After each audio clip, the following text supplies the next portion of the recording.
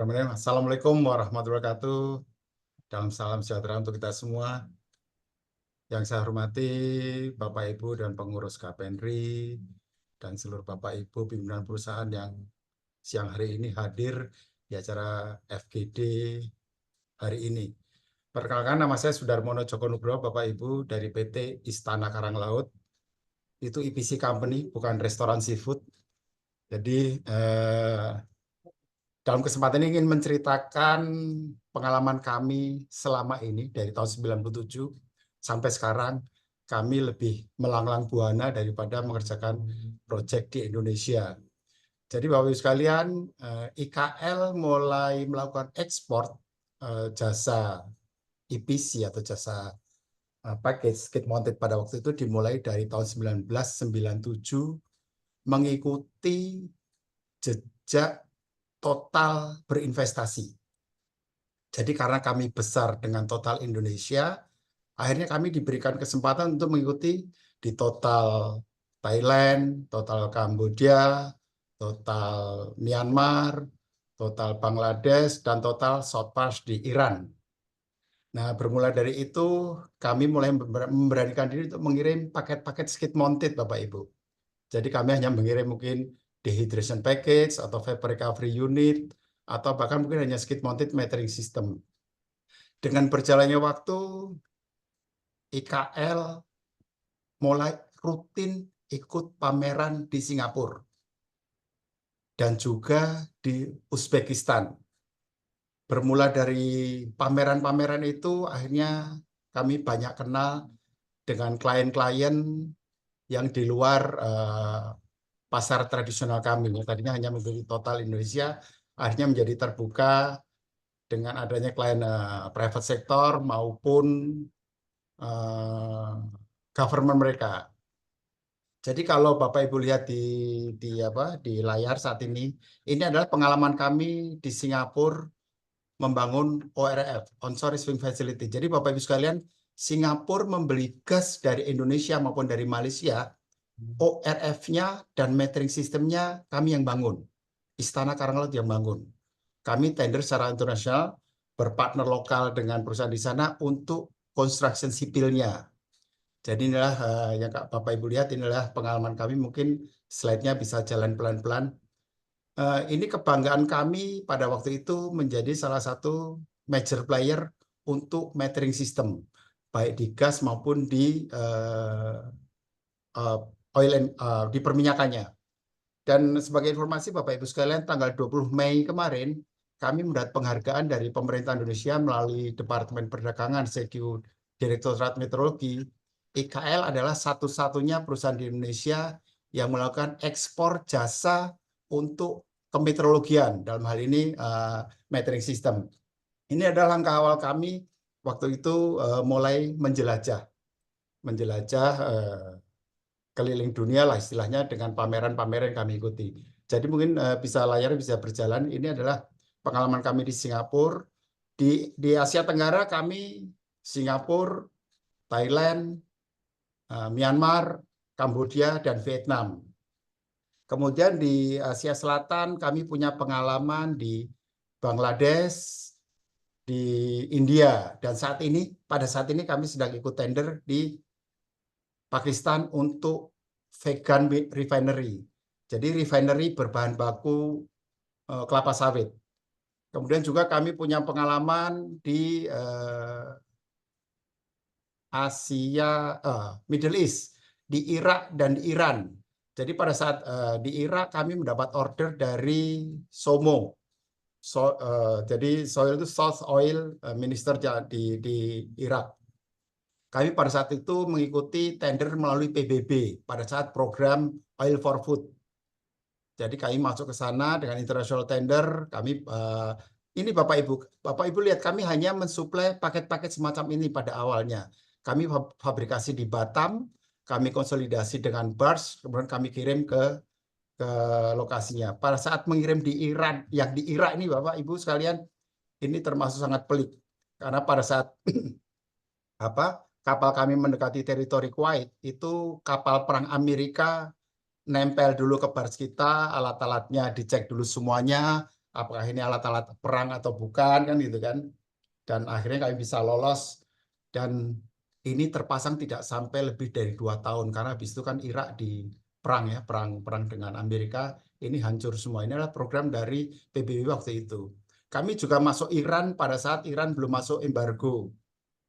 Kami dengan Total Source Iran, kami kliennya dari Hyundai. Jadi waktu itu Hyundai sebagai main kontraktor, kami masuk sebagai subnya. Sebenarnya kami juga pernah dapat dari NOC Irannya langsung, Bapak Ibu sekalian, untuk 80 unit metering skid di dermaga ekspor mereka. Cuman kebetulan pas baru saja tanda tangan kontrak kami tanda tangani dengan nilai 80 juta dolar, kena embargo sehingga proyek itu batal. Selanjutnya kami juga punya proyek di Sentral Asia. Jadi kalau tadi Bapak Ibu dengar kami ikut pameran di mana di Uzbekistan, Sentral Asia saat ini adalah menjadi pasar utama kami. Kami rutin mengikuti tender-tender mereka baik di Turkmenistan. Saat ini kami sedang tender LPG plant di sana. Kami juga di Uzbekistan, Azerbaijan. Di Azerbaijan kami baru saja selesai satu proyek gas plant dehydration unit dengan kapasitas 600 mm. Ini gas lift ini di Azerbaijan. Jadi ini lompat-lompat karena ceritanya lebih cepat daripada kecepatan layarnya. Jadi kami tidak hanya di skid mounted, kami juga mulai berani ke EPC. Hanya masalahnya seperti halnya pemerintah Indonesia, C-nya adalah menjadi lokal partner kami, menjadi hanya lokal partner. Dan kebetulan Bapak Ibu sekalian, di sana tidak ada keharusan prosentase berapa sih lokal partner yang harus mendapatkan pekerjaannya, sehingga memudahkan kami untuk bermain di wilayah-wilayah mereka. Bapak Ibu sekalian, yang perlu dicermati pada saat kita ingin masuk ke negara atau melakukan pemasaran, dicermati adalah mengenai adanya tax treaty atau tidak. Kemudian close currency atau tidak. Close currency itu pemahamannya begini Bapak Ibu, di mana US dollar itu dikontrol oleh pemerintah mereka secara ketat. Contohnya misalnya di Uzbekistan dan Turkmenistan. Bapak Ibu habis menjual dolar, katakanlah pengen tuker uang mata uang mereka, itu dolar itu langsung dicatat oleh si money changer, dilaporkan negara. Itu dolar sudah tidak boleh dibeli lagi oleh kita. Nah, itu hal begitu menjadi pertimbangan Bapak Ibu pada saat mendapatkan order dari negara tersebut. Karena untuk mengeluarkan currency US dollar atau mereka membuka LC harus dengan dekret presiden. Sehingga kalau kita ingin masuk ke negara tersebut, setidaknya kita punya political connection, sehingga kita bisa nge-approach ke Menteri Keuangannya, kita bisa nge-approach ke Menteri Luar Negerinya, bahkan sampai presidennya, sehingga kita bisa melakukan confirm pembayaran. Kami juga masuk sampai di Amerika Selatan, Bapak Ibu. Kami masuk sampai Meksiko, kami masuk sampai Brasil, kan gitu kan.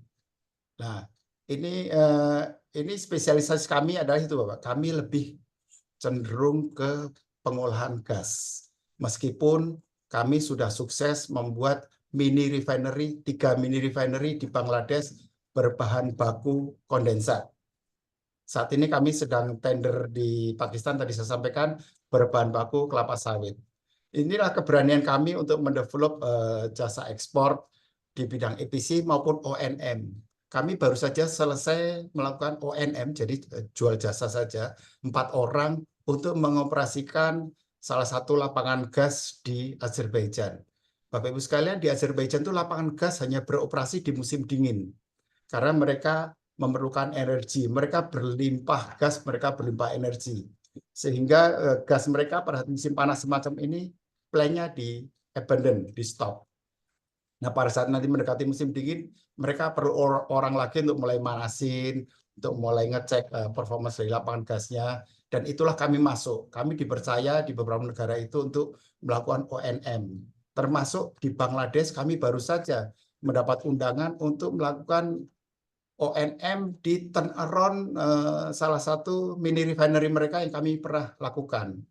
Jadi selama ini mereka menggunakan tenaga dari Iran. Ternyata mereka tidak happy dan mereka akhirnya mengundang kami lagi untuk melakukan ONM di mini refinery mereka. ONM kami hanya di level supervisor, Bapak Ibu sekalian. Jadi tidak di tingkat pekerja, tapi di manajerial atau di supervisornya. Itu yang kami ekspor ke negara-negara tersebut. Inilah keberanian kami untuk keluar. Jadi kalau tadi disampaikan oleh Pak Iwan, oleh Pak Sarwi bahwa kami dulu under Entrepose, mulai tahun 2022 kami sudah 100% dalam negeri, Pak Sarwi. Jadi saat ini pemilik saham PT Istana Laut 100% dalam negeri.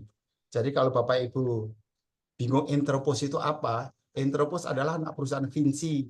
Vinci adalah membangun Mandalika. Mandalika MotoGP itu dengan Sela Resortnya itu adalah yang membangun fasilitas yang membangun adalah Vinci, kakek kami dulu. Tapi alhamdulillah dari tahun 2012 sampai sekarang kami sudah 100% dalam negeri. Jadi sekali lagi Bapak Ibu, demikian penjelasan singkat dari kami yang bisa kami lakukan, bahwa beranilah rutin ikut pameran di Singapura atau di negara yang ingin Bapak Ibu tuju. Dan kalau tadi melihat paparan Pak Is, kami cenderung cross border supply, Bapak.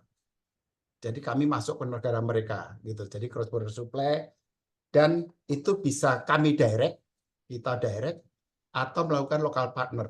Dan yang membuat untungnya Bapak Ibu sekalian, di negara-negara tersebut IKL tidak perlu membuka kantor cabang karena adanya tax treaty. Itu yang meringankan kami untuk mendevelop pasar di negara-negara tersebut.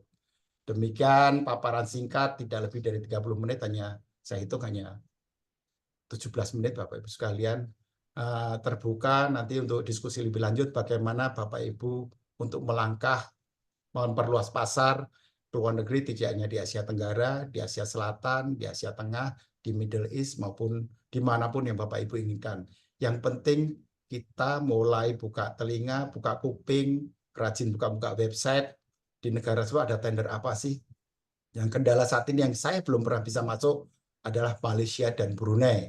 Karena ketatnya mereka itu, bayangin Bapak Ibu, Petronas itu baru lahir tahun 74. Dan mereka mengikuti belajar dari Indonesia untuk aturan tendernya. Tapi mereka melakukannya dengan ketat, sehingga Bumi Putra mereka bisa hidup dengan nyaman, kan gitu, sebagai kontraknya dengan nyaman, dibandingkan kita yang menjadi gurunya saat ini.